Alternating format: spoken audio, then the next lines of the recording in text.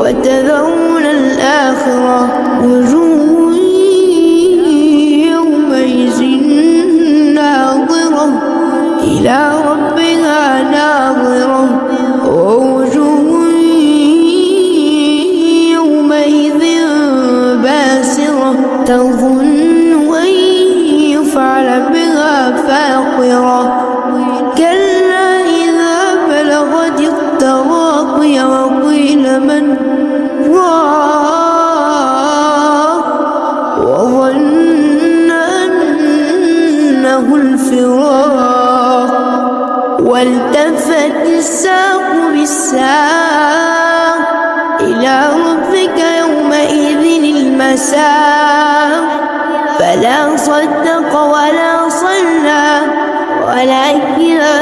كذب وتولى ثم ذهب إلى أهله يتمطى أولى لك فأولى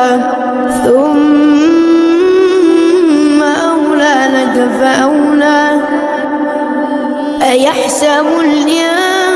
الإنسان أن يترك سدى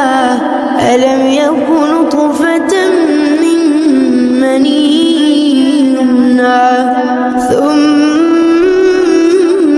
كان علقة فخلق فسوى